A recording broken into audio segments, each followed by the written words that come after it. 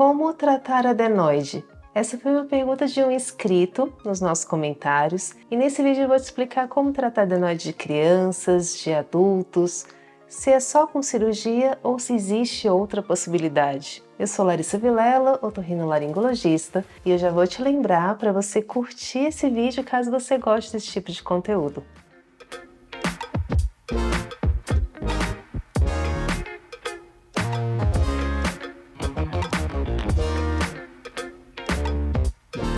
A adenoide, também chamada de tonsila nasofaríngea, ela juntamente com as amígdalas faz parte do que chamamos de anel linfático de Waldeyer. Esse anel linfático ele é responsável pela imunidade local no nariz e na garganta. Serve tanto como um ponto de combate a vírus e bactérias que entrem por vias respiratórias ou alimentares, assim como também locais para estímulo imunológico, principalmente nas crianças. A adenoide ela fica lá no teto da nasofaringe. Aqui no nosso modelinho anatômico, olha aqui comigo para você ver. A adenoide ela fica bem aqui nessa região. E aí, juntamente com as amígdalas, aqui colocada como número 11, as amígdalas palatinas e as amígdalas linguais, que ficam aqui no final da língua, elas constituem toda essa barreira de imunidade que a gente tem no nosso sistema respiratório superior. A adenoide ela tem um papel sim importante, mas algumas vezes ela pode mais atrapalhar do que ajudar. E um dos principais pontos de problemas causados pela adenoide é quando ela cresce demais, e aí ela começa a obstruir a respiração. Como ela se encontra lá no fundo do nariz, um crescimento acentuado da adenoide pode bloquear a passagem de ar pelo nariz, o que acontece muito em crianças, podendo causar obstrução nasal, respiração oral, roncos, e com isso uma série de outras consequências na vida do paciente. E com isso, o paciente com aumento de adenoide pode ter déficit de crescimento quando em crianças, distúrbio de aprendizado, sono agitado e muitas vezes até alterações no crescimento do rosto, quando a adenoide cresce muito ali na fase de desenvolvimento facial da criança.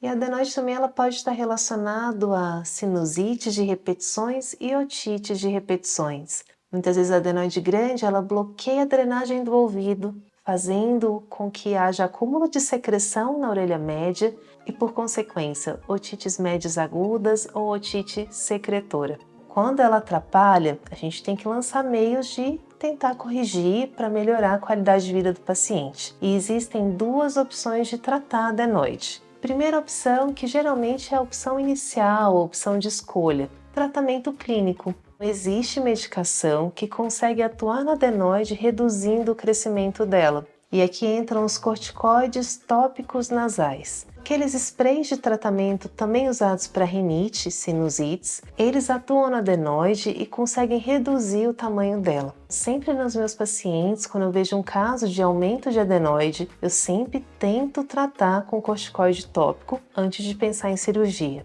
E aí nos casos que não respondem bem após um tempo de uso do corticoide tópico e o paciente continua tendo muitos sintomas, aí sim a cirurgia de remoção de adenoides é indicada. Cirurgia, existe essa possibilidade, mas na minha opinião é sempre o último caso. Lógico que podem ter casos excepcionais de um aumento muito grande, que o médico até já indica a cirurgia logo de início, mas é importante saber que existe a possibilidade de tratar com medicação.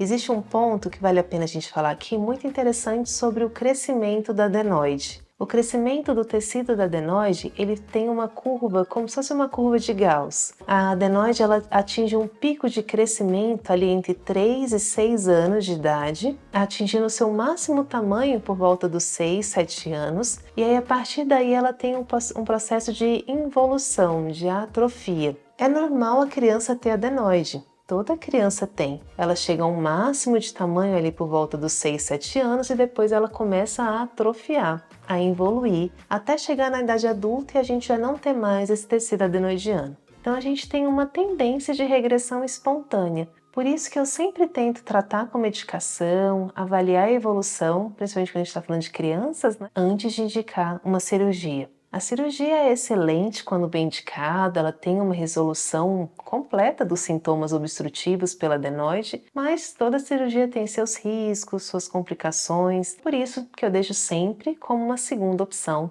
não como uma primeira com os meus pacientes. Era isso, espero que tenha ajudado. Obrigada por assistir esse vídeo até o final. Se você gostou, curta, compartilhe. Se existe ainda alguma dúvida, deixe nos comentários. Assim como se você tem uma sugestão de tema, quer me perguntar alguma coisa em otorrinolaringologia, escreva pra gente que a gente pode gravar um vídeo para te responder também. E se inscreva no canal e ative o sininho de notificação para ser avisado quando tivermos vídeos novos no canal.